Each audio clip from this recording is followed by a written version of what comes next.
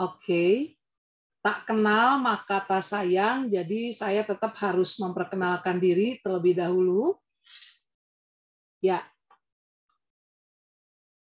saya nggak usah slideshow ya, gini aja juga jelas kan ya?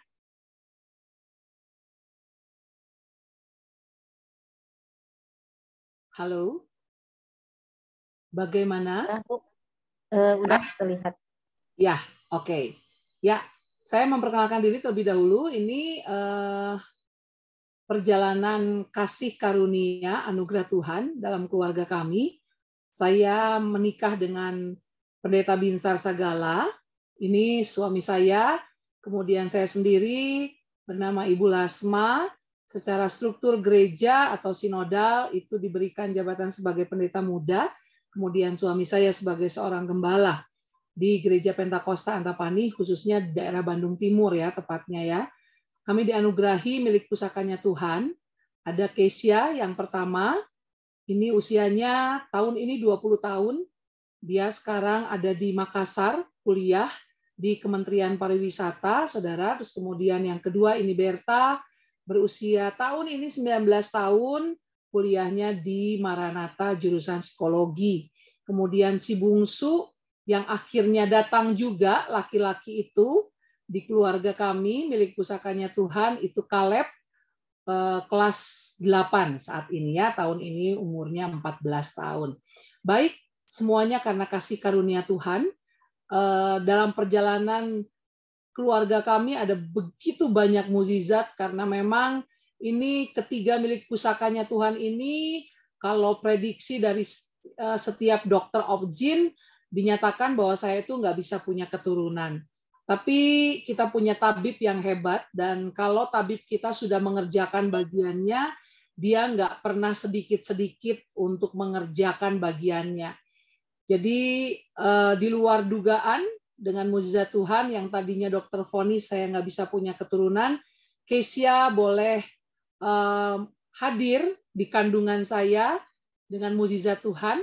Dan kemudian setelah Kesia dilahirkan dari kandungan saya 5 bulan, luar biasa Tuhan kemudian menganugerahkan lagi saat saya sudah melahirkan 5 bulan, Berta kembali hadir, saudara ya. Ya itulah, kalau pekerjaan Tuhan, kalau tabibnya yang mengerjakan Tuhan langsung tuh memang nggak pernah setengah-setengah ya. Luber semuanya ya.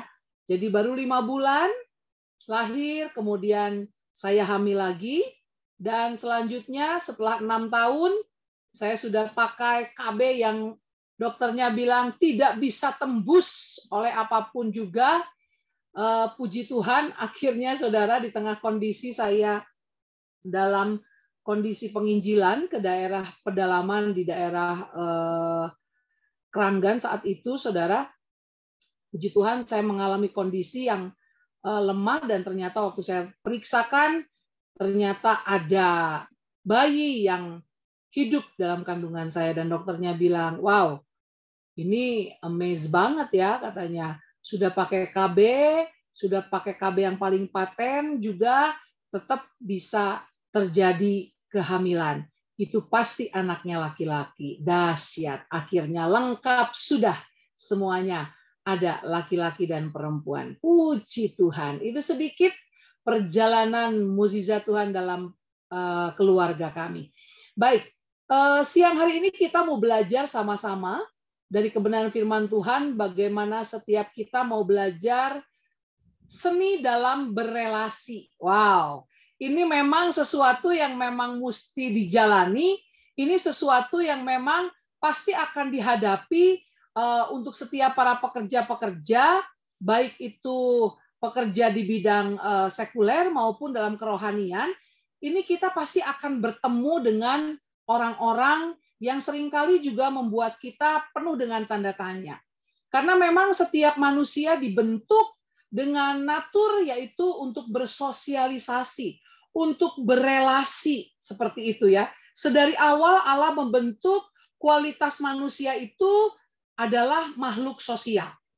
Oleh sebab itu tepat sekali kalau siang hari ini kita belajar sama-sama tentang kebenaran firman Tuhan ini, bagaimana setiap kita mau belajar seni dalam berelasi. Dan itu ada dalam kebenaran firman Tuhan. Sama-sama semuanya boleh dibuka. Jadi saat mengikuti firman Tuhan ini dilarang ada yang hokcai. Olohok bari ngacai. Nggak boleh begitu. Semuanya mesti konsentrasi. Kita mau lihat sama-sama dalam Amsal pasal 17, ayat yang ke-12 sampai ayat yang ke-14. Kita mau baca sama-sama Amsal pasal yang ke-17, ayat 12 sampai ayat yang ke-14. Oke, boleh dibuka nanti mute-nya. Kita mau sama-sama baca kebenaran firman Tuhan. Ini, yuk, 2, 3, ya. Lebih baik berjumpa dengan beruang betina yang kehilangan anak daripada orang bebal dengan kebodohannya.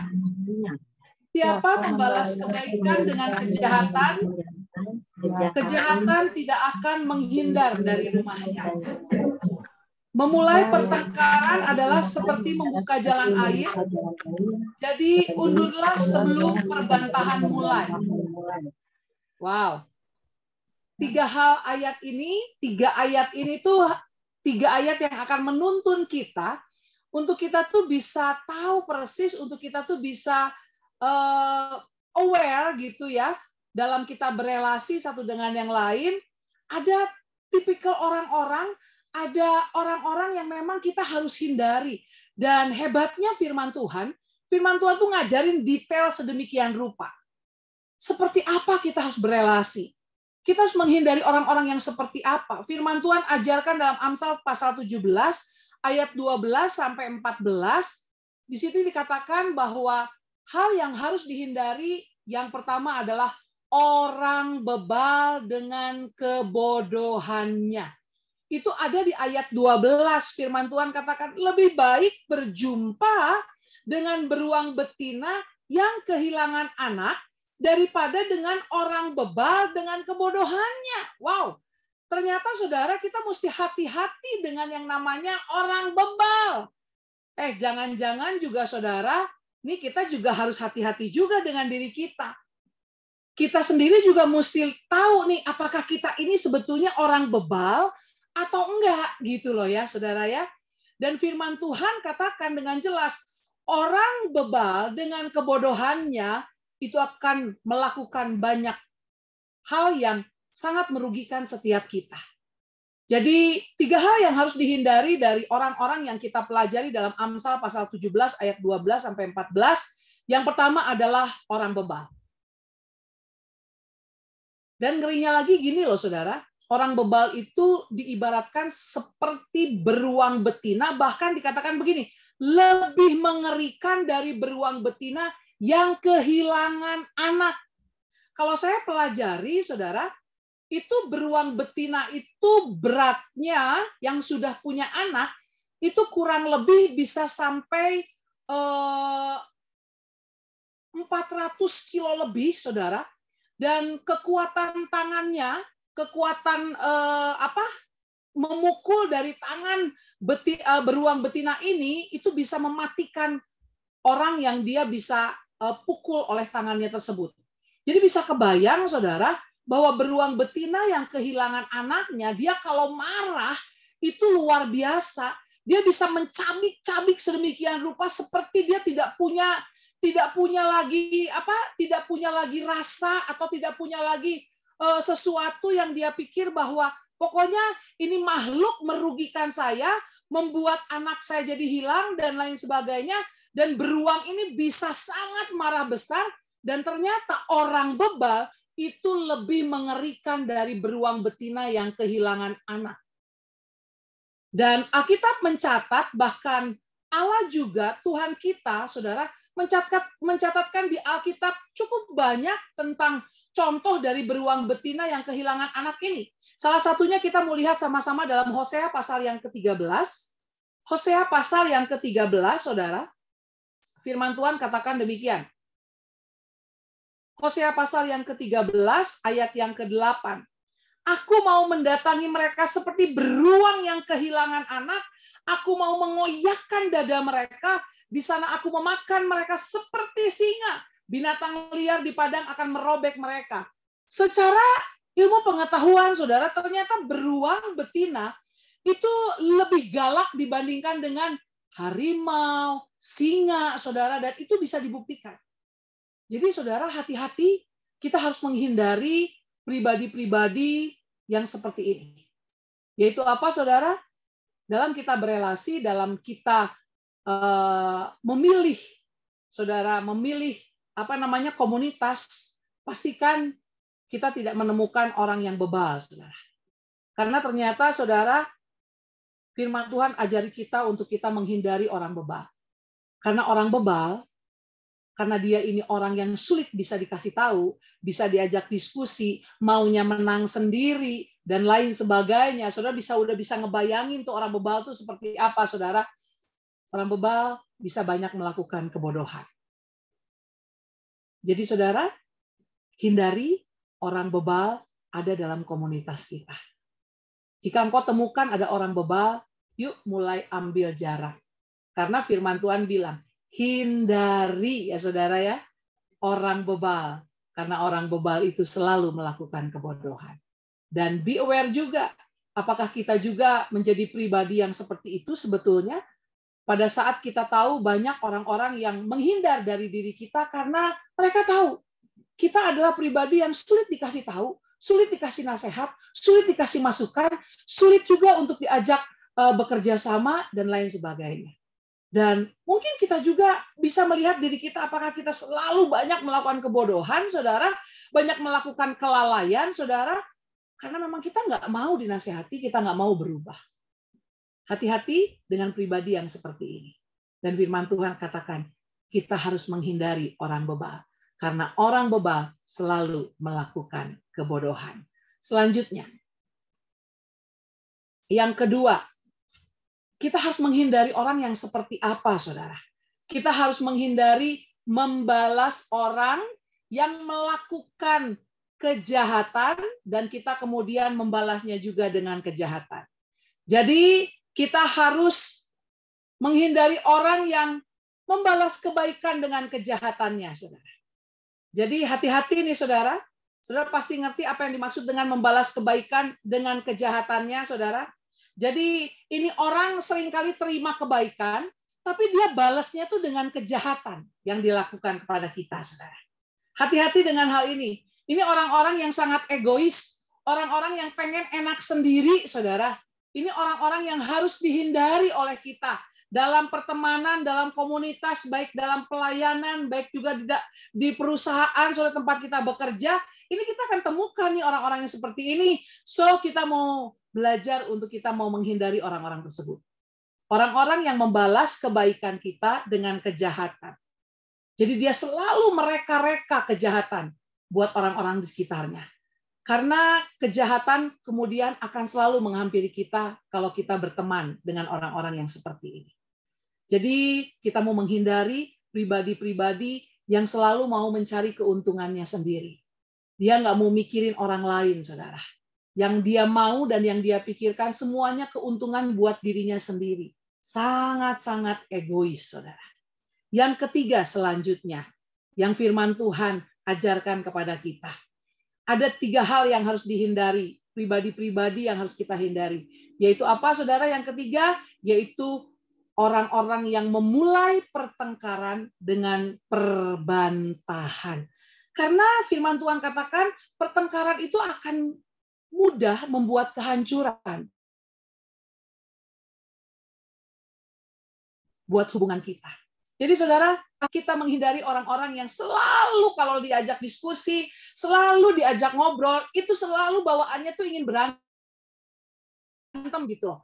Karena dia selalu pengen idenya dia, usulannya dia, perkataannya dia yang selalu bentuk, saudara. Dan dari ketiga hal tadi, untuk kita bisa menghindari orang-orang tersebut, pastikan diri kita bukan menjadi pribadi-pribadi yang seperti itu.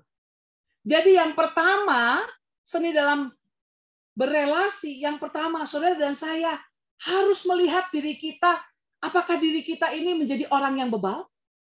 Yang sulit dikasih tahu, sulit dinasehati, sulit dikasih masukan, saudara.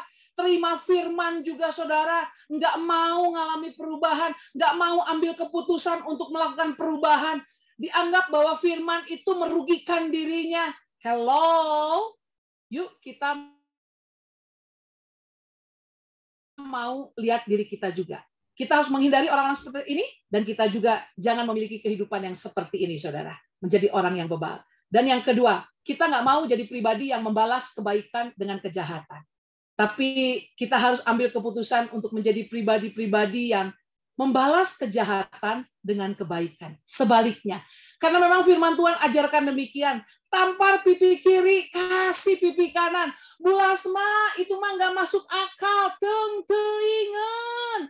Hello. Tapi itu firman Tuhan yang katakan, saudara. Kita harus membalas setiap kejahatan dengan kebaikan. Karena kalau enggak, kita akan menjadi pribadi yang akan dihindari oleh banyak orang, saudara. Kita nggak bisa membangun relasi dengan baik dengan orang-orang sekitar kita.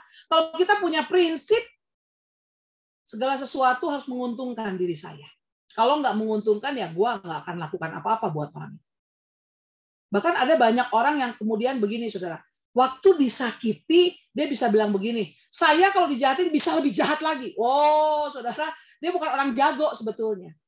Dia pikir waktu dia bisa ngomong kayak begitu, dia dianggap orang jago. No, itu orang bodoh, saudara.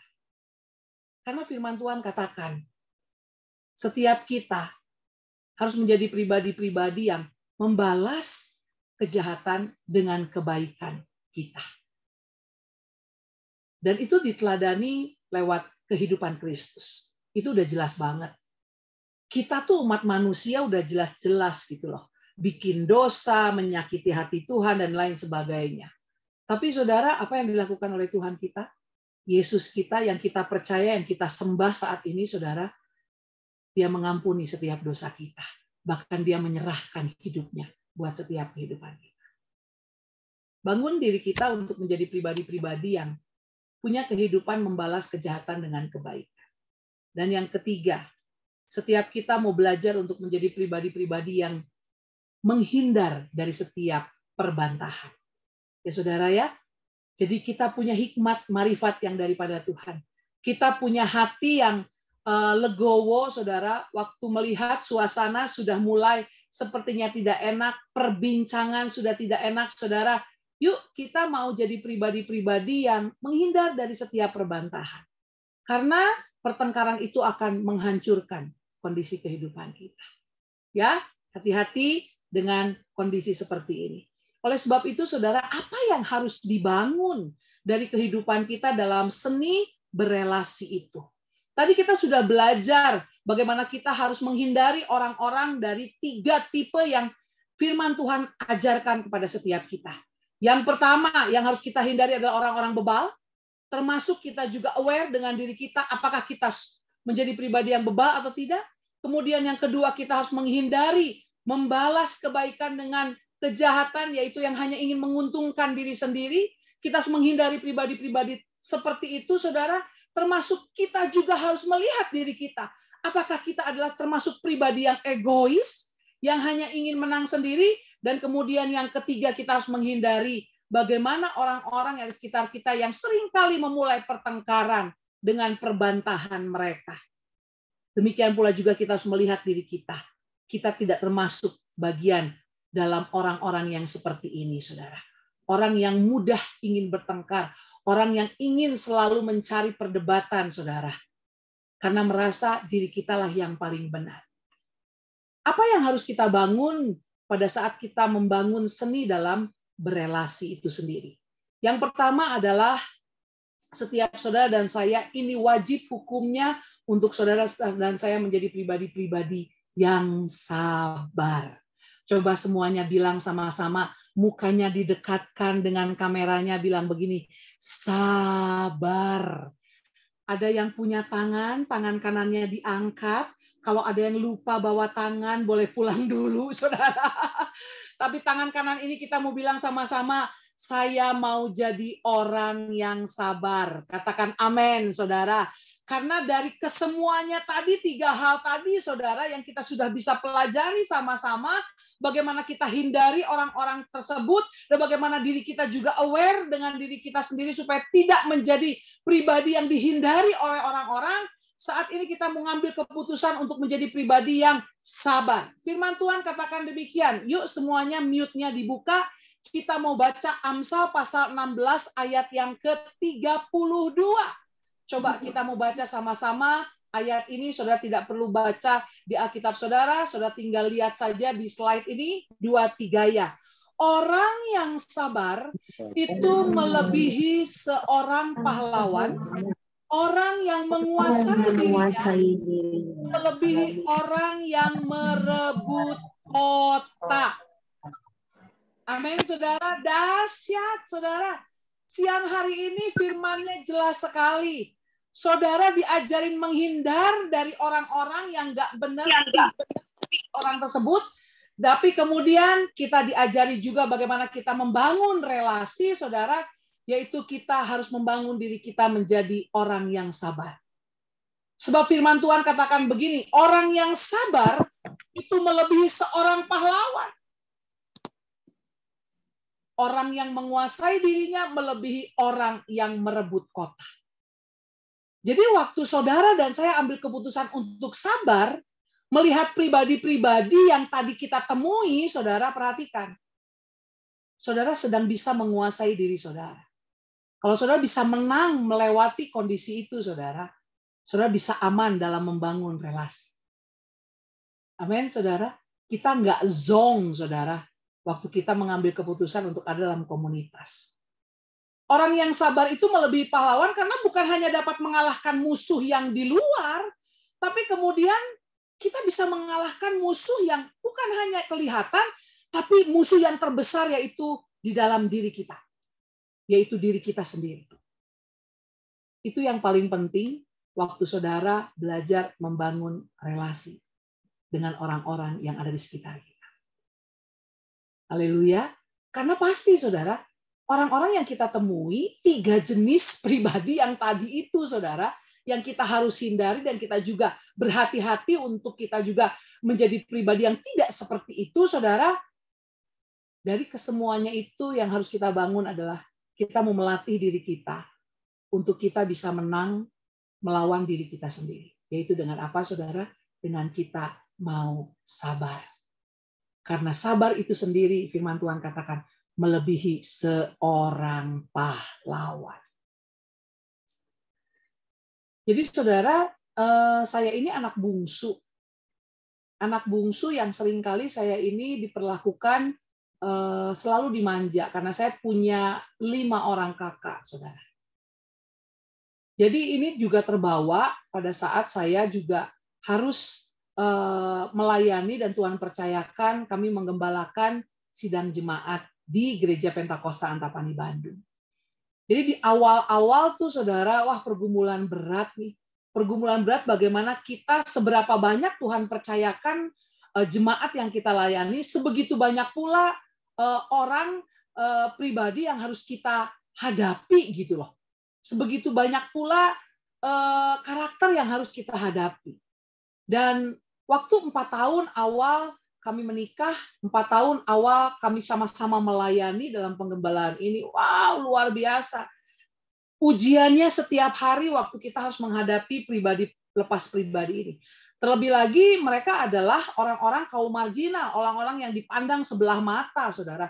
Mereka yang tinggal di pinggir rel kereta api, mereka yang tinggal di pinggir sungai, mereka yang tinggal di terminal, itu adalah orang-orang kaum marginal yang Tuhan izinkan kami boleh layani setiap mereka. Oh, macam-macam. Itu orang-orang yang memang hanya ingin memikirkan dirinya sendiri, hanya ingin menguntungkan dirinya sendiri, padahal sudah diberikan belas kasihan, padahal sudah diberikan perhatian, saudara, tapi memang Tuhan izinkan.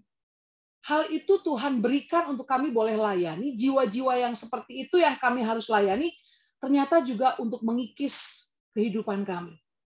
Untuk mengikis kebiasaan pola asuh kami. Yang biasanya dimanja, suami saya juga anak pertama laki-laki yang juga dimanja seperti itu, saudara. Jadi segala keinginan kami selalu terpenuhi, tapi pada saat kami harus melayani jiwa-jiwa kaum marginal ini, kami hadapi bertolak belakang. Kami nggak dimanja, malah kebalikannya. Kami harus belajar untuk melayani mereka dengan sepenuh hati, melayani mereka dengan penuh dengan belas kasihan. Karena firman Tuhan katakan orang-orang miskin, orang-orang sederhana, saudara, itu pasti akan terus ada di sekitar kita. Dan itu firman Tuhan katakan, Yesus yang mengatakan itu. Orang-orang miskin akan selalu ada di sekitaran kita. Jadi saudara, pembentukan itu terjadi atas kami sebagai suami istri, saudara, yaitu Tuhan izinkan untuk kami melayani orang-orang kaum marginal. Saya nggak tahu pergumulan saudara harus ketemu orang-orang yang seperti apa, tapi saya yakin Tuhan pasti akan izinkan saudara bertemu dengan 3 tipikal yang tadi, saudara ya. Orang-orang yang bebal, saudara, terus orang-orang yang ingin menang sendiri, saudara, dan orang-orang yang egois, yang hanya memikirkan keuntungannya sendiri. Saudara, tapi firman Tuhan itu lengkap.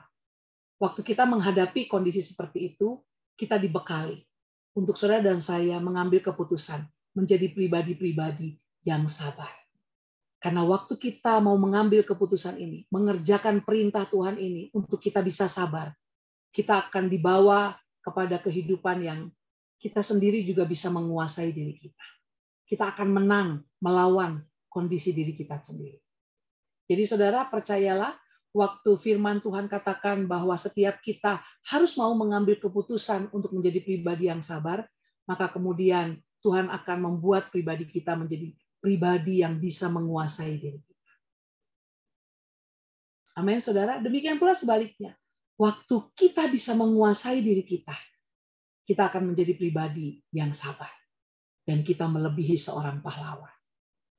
Kita nggak akan kebingungan, kita nggak akan kaget, kita nggak akan putus asa waktu Tuhan izinkan nanti bertemu dengan orang-orang yang tadi kita bicarakan. Haleluya. Terlebih dahulu, sebelum Tuhan izinkan saudara untuk kita bertemu dengan orang-orang ketiga pribadi tersebut, saudara, saya percaya kita akan Tuhan izinkan juga untuk kita juga terlebih dahulu mengikis diri kita terlebih dahulu. Ya, kita menang dulu dengan diri kita, saudara. Sehingga kemudian kita juga bisa menang dalam menghadapi orang-orang yang tadi kita bahas. Orang-orang yang bebal, orang-orang yang ingin menang sendiri, orang-orang yang yang merasa bahwa hanya dirinya saja yang benar. Saudara. Mari saudara, di tengah kondisi saat ini, saudara, di tengah kondisi pandemi saat ini, memang perlu kemudian kita menerima hikmat marifat yang daripada Tuhan. Sabar dengan sesama itu bicara tentang terhadap perlakuan kita kepada orang lain. Dan khususnya tadi pembahasan kita adalah kepada 3 pribadi tersebut, saudara. Kita buka sama-sama dalam Kolose pasal 3 ayat yang ke-13. Kolose pasal yang ketiga ayat yang ke-13. Firman Tuhan katakan demikian, sabarlah kamu seorang terhadap yang lain, dan ampunilah seorang akan yang lain.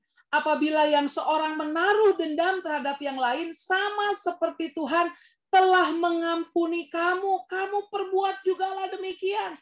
Kesadaran dan pengakuan bahwa kita sudah menerima pengampunan yang daripada Tuhan, itu akan memudahkan kita untuk kita juga bisa menerima orang-orang di sekitar kita dengan apa adanya. Amin, saudara. Ya, jadi waktu kita sabar terhadap orang lain dan kita bisa mengampuni orang-orang yang ada di sekitar kita, saudara, kita sedang berkata begini kepada Tuhan, Tuhan, terima kasih, Engkau sudah mengampuni kehidupanku terlebih dahulu. Jadi kita bukan menjadi pribadi-pribadi yang omdo, yang percaya mengaku kepada Tuhan, menerima Yesus sebagai Tuhan dan Juru Selamat, dan mempersilahkan Yesus tinggal dalam kehidupan kita. Cuman itu saja, enggak begitu. Tapi kita jadi pribadi-pribadi yang enggak omdo, enggak hanya mengaku, tapi kita memang mengalami pengampunan itu.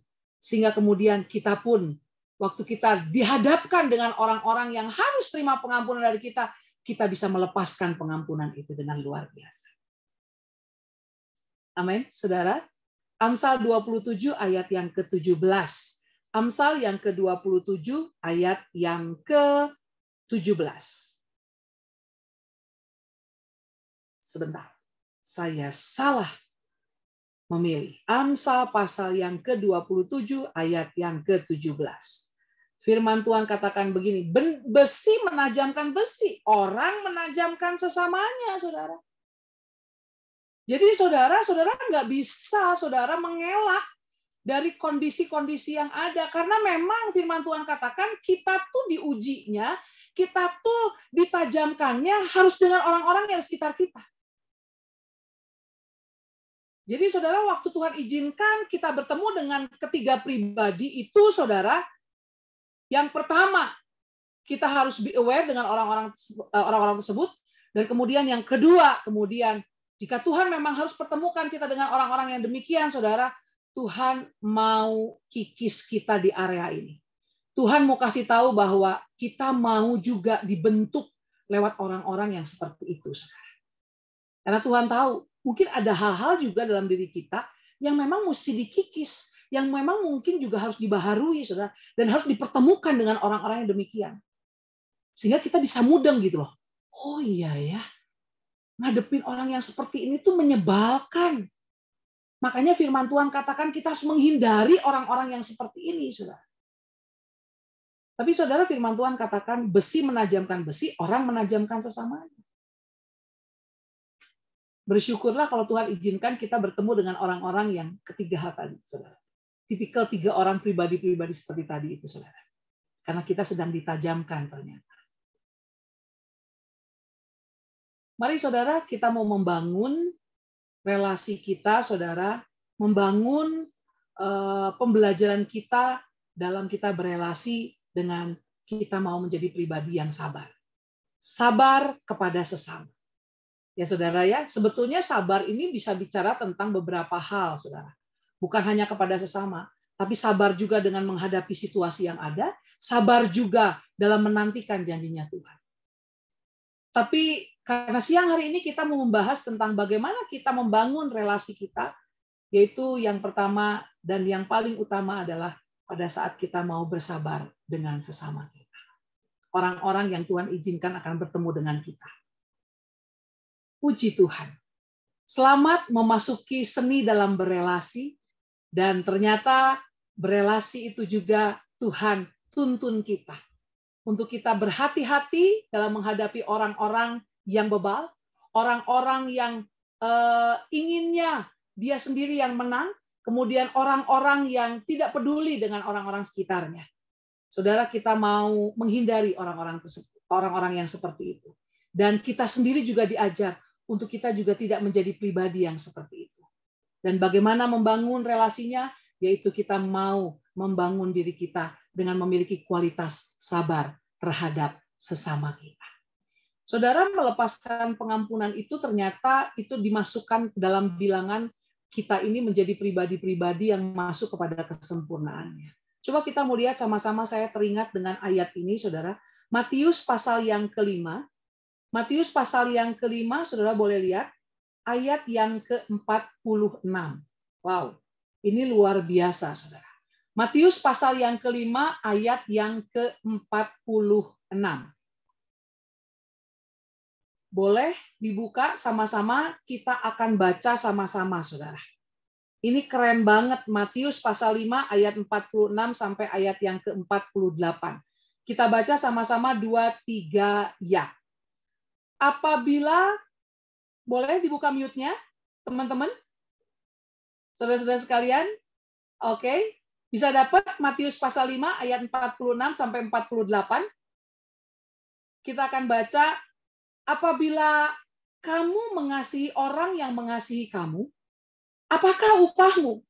Bukankah pemungut cukai juga berbuat demikian? Dan apabila kamu hanya memberi salam kepada saudara-saudaramu saja, apakah lebihnya daripada perbuatan orang lain? Bukankah orang yang tidak mengenal Allah pun berbuat demikian? Karena itu haruslah kamu sempurna, sama seperti Bapamu yang di sorga adalah sempurna. Jadi saudara, waktu engkau menjadi pribadi-pribadi yang membangun kesabaranmu, dan kemudian engkau mau melepaskan pengampunan, tadi seperti dalam Kolose pasal 3 ayat yang ke-13, engkau sedang menjadi pribadi yang masuk kepada kesempurnaannya Allah. Karena firman Tuhan katakan dengan jelas, apabila kamu mengasihi orang yang mengasihi kamu, apakah upahmu? Bukankah pemungut cukai juga berbuat demikian? Jadi waktu kita hanya bisa mengasihi orang yang mengasihi kita, saudara, kita nggak dapat upah apa-apa. Dan kemudian apabila kamu hanya memberi salam kepada saudara